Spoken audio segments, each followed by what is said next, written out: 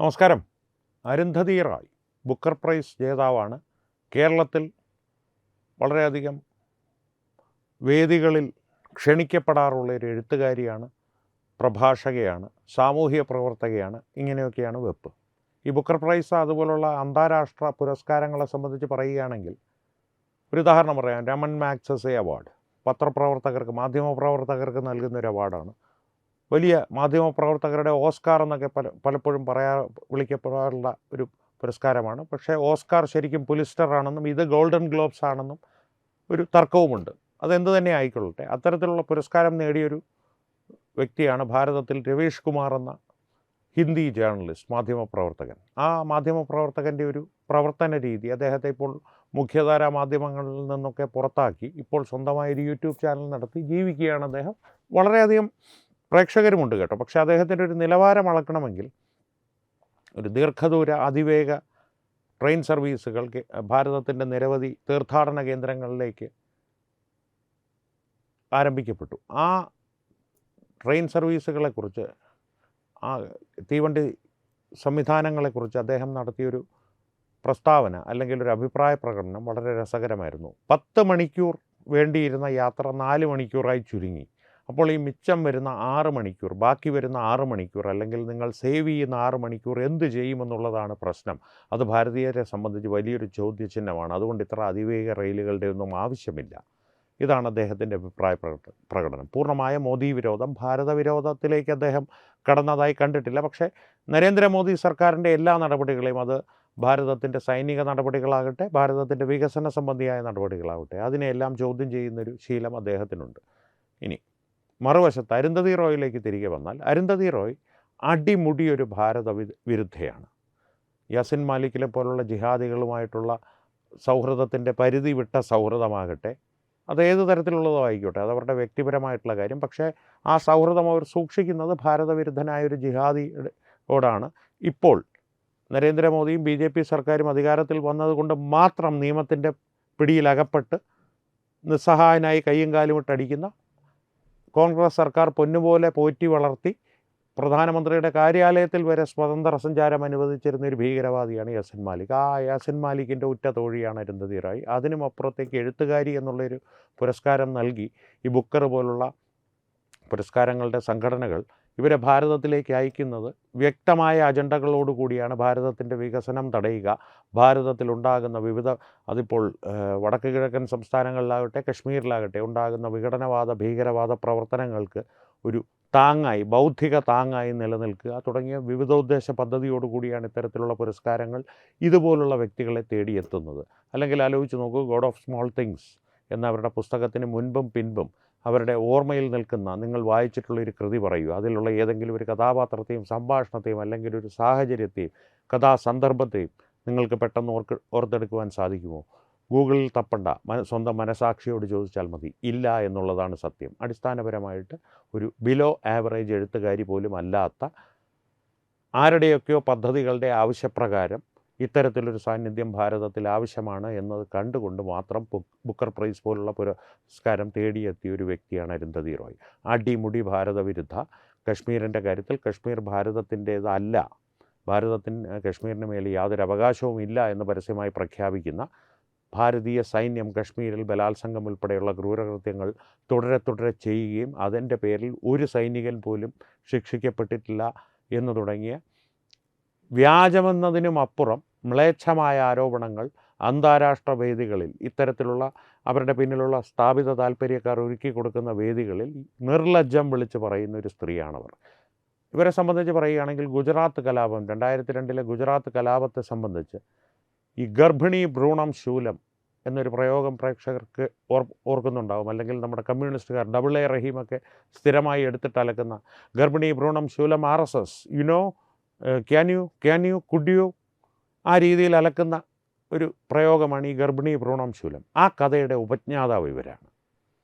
അത്തരത്തിലൊരു ആരോപണം, ഒരു നിറഗർഭിണിയുടെ വയറ് ശൂലം കൊണ്ട് കീറി ഭ്രൂണം, കുഞ്ഞിനെ ഏതാണ്ട് പൂർണ്ണ വളർച്ചയെത്താറായ കുഞ്ഞിനെ പുറത്തെടുത്ത് ശൂലത്തിൽ കുത്തി ഏതാണ്ട് തീയിൽ പൊരിച്ചെടുക്കുകയോ അല്ലെങ്കിൽ ആകാശത്തേക്ക് ഉയർത്തി അട്ടഹസിക്കുകയോ ചെയ്തു ഈ ഹിന്ദുത്വ ഭീകരവാദികൾ എന്നൊരാരോപണം ഇവർ ഉന്നയിച്ചു. വിചാരണ കോടതികൾ പലതവണ അതിനുള്ള തെളിവ് ഹാജരാക്കുവാൻ പറഞ്ഞു. എവിടെ, ആരോടാണ്, ഏത് സ്ത്രീയോടാണ് ഇത്തരത്തിലൊരു ക്രൂരത അരങ്ങേറിയത് എന്ന് വിശദമാക്കുവാൻ പറഞ്ഞു. കോടതികളിൽ പോട്ടെ, ഇന്നോളം അവർ എവിടെയാണ്, ഏത് സ്ത്രീയാണ് അത്തരത്തിലൊരു ക്രൂരത നേരിട്ടത് എന്ന് വെളിപ്പെടുത്തിയിട്ടില്ല. വ്യാജ വാർത്തയായിരുന്നു. ഇത്തരത്തിലുള്ള വ്യാജ വാർത്തകൾ ഞാൻ നേരത്തെ പറഞ്ഞല്ലോ, സൈന്യത്തെക്കുറിച്ചാണെങ്കിലും മറ്റ് ഭാരതീയ സംവിധാനങ്ങളെക്കുറിച്ചാണെങ്കിലും പ്രധാനമന്ത്രി നരേന്ദ്രമോദിയും BJPയും സ്ഥിരം പ്രഖ്യാപിത ശത്രുക്കളാണ്. കാരണം ഇവർ എന്തിനെ പ്രതിനിധീകരിക്കുന്നു അതിന് നേരെ വിരുദ്ധമായ ഒരു ആശയം കയ്യിൽ കൊണ്ട് നിൽക്കുന്ന വ്യക്തികളാണവർ. അല്ലെങ്കിൽ ഒരു രാഷ്ട്രീയ പ്രസ്ഥാനമാണ് BJP. ഇവർക്ക് ദേശവിരുദ്ധത, അവർക്ക് ദേശസ്നേഹം. അത്ര ആ വ്യത്യാസം അവർക്കിടയിൽ വലിയൊരു വിടവുണ്ടാക്കിയിട്ടുണ്ട്. ആ വിടവ് തന്നെ ഇവരെ അസ്വസ്ഥരാക്കുന്നുണ്ട്. അതിനുമപ്പുറത്തേക്ക് BJPയെ പോലെ ദേശീയത ഉൾക്കൊണ്ട് മുന്നോട്ട് പോകുന്ന ഒരു രാഷ്ട്രീയ കക്ഷിയുടെ തുടരെയുള്ള വിജയവും ഇവരുടെ ഉറ്റ തോഴനായ യാസിൻ മാലിക്കിനെ പോലുള്ള ഭീകരവാദികളുടെ ഒരു ക്ഷീണകാലവും ഒരു തകർച്ചയുമെല്ലാം ഇവരെ വല്ലാതെ അസ്വസ്ഥയാക്കുന്നുണ്ട്. അതുകൊണ്ട് ഇപ്പോൾ ഇവർ ആരും വേദി ഒരുക്കിയിട്ടില്ലെങ്കിൽ അവരായി തന്നെ ഏതെങ്കിലും ഒരു വേദിയിൽ കയറിച്ചെന്ന് ഇത്തരത്തിലുള്ള പ്രസ്താവനകളുമായി നടക്കുന്നത് സ്ഥിരമായി കാണുവാൻ സാധിക്കും. ഇപ്പോൾ അരുന്ധതി റോയ് ഒരു വിഷയമായി കയ്യിലെടുത്തതിൻ്റെ കാരണം കഴിഞ്ഞ ദിവസമായി സാമൂഹ്യ മാധ്യമങ്ങളിൽ, കഴിഞ്ഞ കുറച്ച് ദിവസങ്ങളായി സാമൂഹ്യ മാധ്യമങ്ങളിൽ, പ്രത്യേകിച്ച് മുൻപ് ട്വിറ്ററായിരുന്ന ഇപ്പോഴത്തെ എക്സ് തലത്തിൽ ഒരു വീഡിയോ പ്രചരിക്കുന്നുണ്ട്. അതിൻ്റെ കാലം എനിക്കറിയില്ല, ഏത് ദിവസമാണ് കൃത്യമായിട്ടുള്ളത് എന്ന് ആ വീഡിയോയിൽ പറയുന്നില്ല. ഞാൻ ആ വീഡിയോ എന്തായാലും പ്രേക്ഷകരുമായി പങ്കുവയ്ക്കാം. 2002, when Modi was the chief minister, a train full of pilgrims coming back from the destruction of this Ayodhya mosque, which was disputed, the train caught fire. Nobody knows who set fire to the train, and 57 pilgrims were burnt. In reaction to that, under his watch, right-wing Hindu mobs went crazy in Gujarat.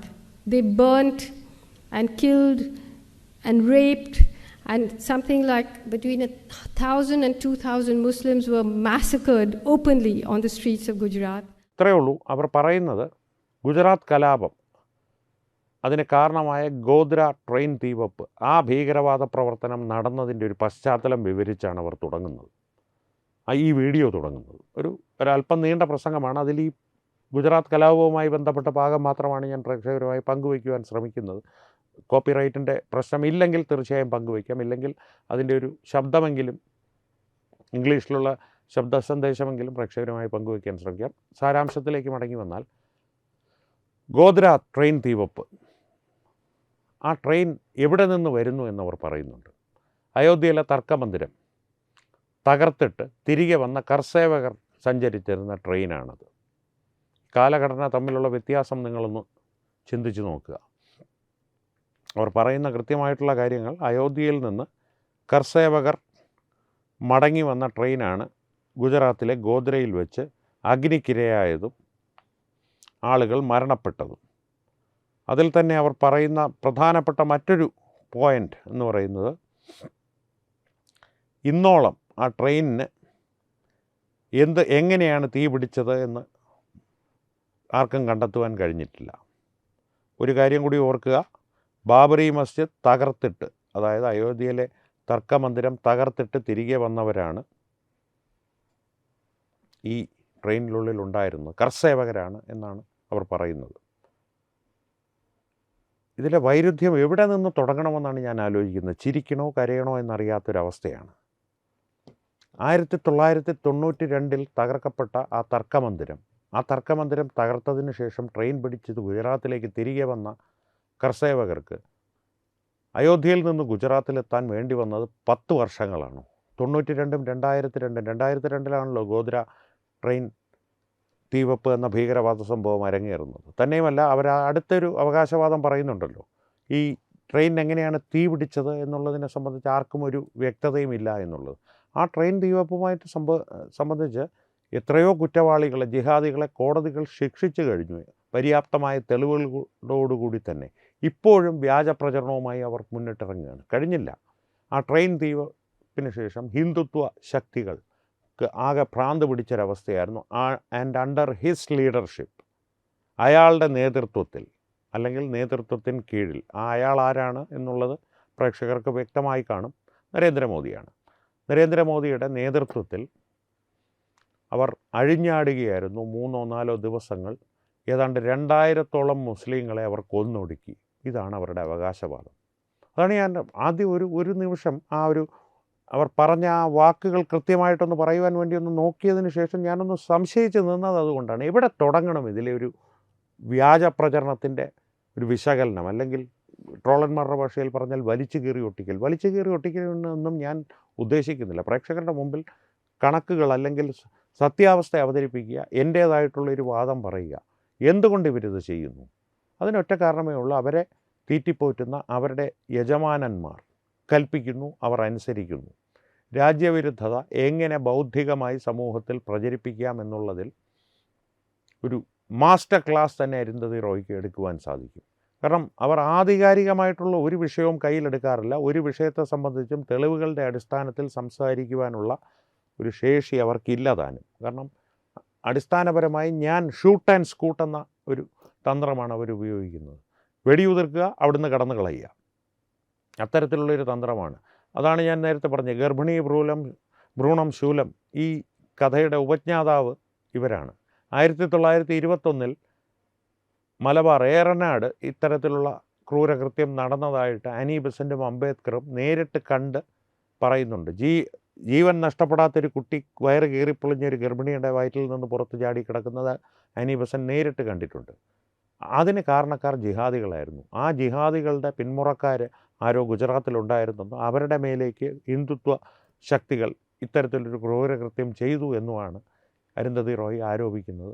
ഒരു കോടതിയിലും അത് തെളിയിക്കുവാൻ അവർക്ക് സാധിച്ചിട്ടില്ല എന്ന് മാത്രമല്ല, ഏതെങ്കിലും തരത്തിൽ ആളുകളുടെ പേരെങ്കിലും പറയൂ, ഏത് സ്ത്രീക്കാണ് ഇത്തരത്തിലൊരു ഹീനകൃത്യം അനുഭവിക്കേണ്ടി വന്നത്, ഒരു ക്രൂരത അനുഭവിക്കേണ്ടി വന്നത് എന്ന് പറയൂ എന്ന് പറഞ്ഞ സന്ദർഭത്തിൽ അവരതിന് തയ്യാറായിട്ടുമില്ല. ഇന്നോളം കോടതികളുടെ മുമ്പിൽ വെളിപ്പെടുത്തൽ എന്നുള്ള ഒരു അവസ്ഥ പോട്ടെ, സാഹചര്യം മാറി നിൽക്കട്ടെ, SITയുടെ മുമ്പിൽ അവർക്ക് സത്യം വെളിപ്പെടുത്താമായിരുന്നു, അത് ചെയ്തില്ല. ഇനി അതും പോട്ടെ, SIT അവർക്ക് വിശ്വാസമില്ല, ഭാരതീയ നിയമസംഹിതയിൽ അവർക്ക് വിശ്വാസമില്ല. പൊതുമണ്ഡലങ്ങളിൽ അവർ ഈ പറയുന്ന വ്യാജ പ്രചരണങ്ങൾക്കൊപ്പം അവർക്ക് പേരും പറയാമല്ലോ. ഗോദ്രയിൽ ഇന്ന എന്തെങ്കിലും ബാനുവിൻ്റെയോ അല്ലെങ്കിൽ ബീബിയുടെയോ വയറ് കീറി കുട്ടിയെ ശൂലത്തിൽ കുരുത്തെടുത്ത് ആകാശത്തേക്ക് ഉയർത്തി അട്ടഹസിക്കുന്ന പ്രവർത്തകരെ, ഹിന്ദുത്വ പ്രവർത്തകരെ, ഭീകരവാദികളെ ഞാൻ കണ്ടു. അവരുടെ പേര് വേണ്ട, ഹിന്ദുത്വ ഭീകരവാദികളുടെ പേര് പറഞ്ഞാൽ അത് കുറച്ച് കള്ളമാണെന്ന് ആരെങ്കിലും വിചാരിക്കും. പക്ഷേ ഈ ഗർഭിണിയുടെ പേര് പറയാമല്ലോ അവർക്ക്, ഗർഭിണിയുടെ ഭർത്താവിൻ്റെ പേര് പറയാമല്ലോ, അല്ലെങ്കിൽ ഗർഭിണിയുടെ വാപ്പയുടെയോ ഉമ്മയുടെയോ പേര് പറയാമല്ലോ, അവർ താമസിക്കുന്ന സ്ഥലമെങ്കിലും അല്ലെങ്കിൽ ഈ സംഭവം നടന്ന സ്ഥലമെങ്കിലും ഇവർക്ക് വെളിപ്പെടുത്താമല്ലോ. അതൊന്നും അവർ ചെയ്തിട്ടില്ല. തുടർന്നും വ്യാജ പ്രചരണങ്ങളുമായി അവർ മുന്നോട്ട് തന്നെ പോവുകയാണ്. 2000 മുസൽമാന്മാരുടെ ജീവനെടുത്ത ഹിന്ദുത്വ ഭീകരർ അഴിഞ്ഞാടിയ സംഭവത്തിന് തുടക്കമായ ഗോദ്ര ട്രെയിൻ തീവെപ്പ് 1992 നിന്ന് 2002 10 വർഷങ്ങൾ നീണ്ട തീവണ്ടി യാത്ര നടത്തിയ കർസേവകരുടെ ജീവൻ നഷ്ടപ്പെട്ടതുകൊണ്ടാണ് ഗോദ്ര ട്രെയിൻ തീവെപ്പിൽ എന്നാണ് അരുന്ധതി റോയുടെ അവകാശവാദം. ഒന്നുകിൽ ഇത്തരത്തിലുള്ള വ്യാജ പ്രചരണങ്ങൾ ബോധപൂർവം ചെയ്താലും തന്നെ ആരും ഒന്നും ചെയ്യില്ല എന്നുള്ള ഒരു ധൈര്യം അവർക്കുണ്ട്, അല്ലെങ്കിൽ ആ സ്ത്രീക്ക് മുഴുത്ത ഭ്രാന്താണ്. ഏതാണെങ്കിലും അവർ ഭാരതത്തിന് അപകടകരമായിട്ടുള്ളൊരു വൈറസാണ്, ഒരു സാന്നിധ്യമാണ്. അവരുടെ കാര്യത്തിൽ കേന്ദ്ര സർക്കാർ എന്തെങ്കിലും സത്വര നടപടി എടുത്തില്ല എന്നുണ്ടെങ്കിൽ ഇത്തരത്തിലുള്ള വ്യാജ പ്രചരണങ്ങളുമായി അവർ വന്നുകൊണ്ടേയിരിക്കും. പ്രത്യേകിച്ച് കേരളം ഏറ്റവും കൂടുതൽ ആശങ്കപ്പെടേണ്ട ഒരു സംസ്ഥാനമാണ് ഇത്തരത്തിലുള്ള വൈറസുകളുടെ സാന്നിധ്യത്തെക്കുറിച്ച്. കാരണം കേരളത്തിൽ അടിക്കടിയായിട്ട് ഈ വലിയ വലിയ പത്രസ്ഥാപനങ്ങൾ, മുത്തശ്ശി പത്രവും കൊച്ചുമുത്തശ്ശി പത്രവും കൊച്ചുമുത്തശ്ശിയുടെ അനിയത്തി പത്രവും എല്ലാം ലിറ്റററി ഫെസ്റ്റ് എന്ന് പറഞ്ഞ് ഈ ഒരു ആഭാസ കെട്ടുകാഴ്ചകൾ ഒരുക്കി പ്രദർശിപ്പിക്കാറുണ്ട്. ആ ലിറ്റററി ഫെസ്റ്റിൽ, പുസ്തകോത്സവത്തിലെല്ലാം സംസാരിക്കുവാനായിട്ട് അവരുടെ ഏതെങ്കിലും ഒരു പുസ്തക പ്രകാശനത്തിൻ്റെയോ അല്ലെങ്കിൽ എന്തെങ്കിലും ഒരു ആർട്ടിക്കിളിൻ്റെയോ ഒക്കെ പേരിൽ, ലേഖനത്തിൻ്റെയോ ഒക്കെ പേരിൽ ഇവരെയും ക്ഷണിച്ചു കൊണ്ടുവരാറുണ്ട്. അവിടെ വെച്ച് SIRനെതിരെയും CAEക്കെതിരെയും ഒക്കെ അനാവശ്യങ്ങൾ പറഞ്ഞും വ്യാജ പ്രചരണങ്ങൾ നടത്തിയും അവർ കേരളത്തിൽ നിന്ന് തിരികെ പോയിട്ട് ഇപ്പോൾ അധികകാലമായിട്ടില്ല, കഷ്ടി ഒരു 6 മാസമോ 1 വർഷമോ ആയിട്ടുള്ളൂ അവർ അത്തരത്തിലൊരു വ്യാജ പ്രചരണം കേരളത്തിൽ വന്ന് അഴിച്ചു വിട്ടിട്ട്. അതിന് പുറമെയാണ് ഈ വീഡിയോ ഇപ്പോൾ സാമൂഹ്യ മാധ്യമങ്ങൾ, പ്രത്യേകിച്ച് Xൽ വൈറലായിക്കൊണ്ടിരിക്കുന്നത്. ആ വീഡിയോ പ്രേക്ഷകരൊന്ന് കാണൂ, അതിനുശേഷം നിങ്ങൾ തീരുമാനിക്കൂ എന്താണ് ഇത്തരത്തിലുള്ള ബുദ്ധിജീവികളുടെ സമൂഹത്തിലുള്ള സ്ഥാനം? ഇവരെയൊക്കെ നാം നിർത്തേണ്ടടുത്ത് നിർത്തിയാൽ, അയ്യോ അരുന്ധതി റോയ് വരുന്നു, അവർ പറഞ്ഞാൽ എന്തെങ്കിലുമൊക്കെ കാര്യം കാണുമെന്നുള്ള നമ്മുടെ ഉള്ളിൽ അടിച്ചേൽപ്പിക്കപ്പെട്ടിട്ടുള്ള ഒരു ബോധം ഇവയൊക്കെ ഒന്ന് മാറ്റിവെച്ച് സാമാന്യ ബോധത്തോടുകൂടി ഒരു സാധാരണ പൗരൻ്റെ, ഈ 3 നേരം ചോറുണ്ണുന്നവരുടെ, അരിയാഹാരം കഴിക്കുന്നവൻ്റെ എന്നൊക്കെ സിനിമയിൽ ആലങ്കാരികമായി പറയില്ലേ, അത്തരത്തിലൊരു സാമാന്യ ബോധത്തോടുകൂടി ഇത്തരത്തിലുള്ള മ്ലേച്ഛ സ്വഭാവക്കാരെ നിരീക്ഷിച്ചാൽ, വിശകലനം ചെയ്താൽ അവരെ എവിടെ നിർത്തണമെന്നുള്ളതിനെ സംബന്ധിച്ച് ചിത്രം നിങ്ങളുടെ മുമ്പിൽ വ്യക്തമാകും. അപ്പോൾ വീഡിയോ ഒന്ന് കണ്ടിട്ട് വരൂ, എന്നിട്ട് നമുക്ക് അവസാനിപ്പിക്കാം. 2002, when Modi was the chief minister, a train full of pilgrims coming back from the destruction of this Ayodhya mosque, which was disputed. The train caught fire. Nobody knows who set fire to the train, and 57 pilgrims were burnt. In reaction to that, under his watch, right-wing Hindu mobs went crazy in Gujarat. They burnt and killed and raped, and something like between 1,000 and 2,000 Muslims were massacred openly on the streets of Gujarat. അപ്പോൾ video കണ്ടല്ലോ. അപ്പോൾ ഇതിൽ കൂടുതലൊന്നും പറയുവാനില്ല, ഏതാണ്ട് പറയുവാനുള്ളതെല്ലാം പറഞ്ഞു എന്ന് തന്നെയാണ് എൻ്റെ വിശ്വാസം. ഇനി പറയുവാനുള്ളത് നിങ്ങളാണ്. ആ അഭിപ്രായങ്ങൾ കമൻറ്റുകളിലൂടെ ഞങ്ങളുമായി പങ്കുവയ്ക്കുക. ഒപ്പം വീഡിയോ ലൈക്ക് ചെയ്യുക, നിങ്ങളുടെ പ്രിയപ്പെട്ടവരുമായി ഷെയർ ചെയ്യുക. ഏറ്റവും പ്രധാനപ്പെട്ട കാര്യം, തത്വമൈ ന്യൂസിൻ്റെ യൂട്യൂബ് ചാനൽ നിങ്ങൾ ഇതുവരെ സബ്സ്ക്രൈബ് ചെയ്തിട്ടില്ലെങ്കിൽ സബ്സ്ക്രൈബ് ചെയ്തു എന്ന് ഉറപ്പുവരുത്തുക. സംവാദങ്ങൾ തുടരട്ടെ. വീണ്ടും കാണാം. നന്ദി, നമസ്കാരം. HIV അണുബാധ സന്തോഷപൂർണമായ ഒരു ജീവിതത്തിന് തടസ്സമല്ല. HIV അണുബാധയ്ക്ക് ഫലപ്രദമായ ചികിത്സ ഇന്ന് ലഭ്യമാണ്. ഇതിന് യഥാസമയം അണുബാധ കണ്ടെത്തുന്നതും കാലേക്കൂട്ടി ചികിത്സ നടത്തേണ്ടതും അത്യാവശ്യമാണ്. സൗജന്യമായ ചികിത്സയും മാർഗനിർദ്ദേശങ്ങളും സർക്കാർ ആശുപത്രികളിലെ ART അഥവാ ഉഷസ് കേന്ദ്രങ്ങളിൽ ലഭ്യമാണ്. ആരോഗ്യ സംരക്ഷണം ഓരോരുത്തരുടെയും ഉത്തരവാദിത്തമാണ്.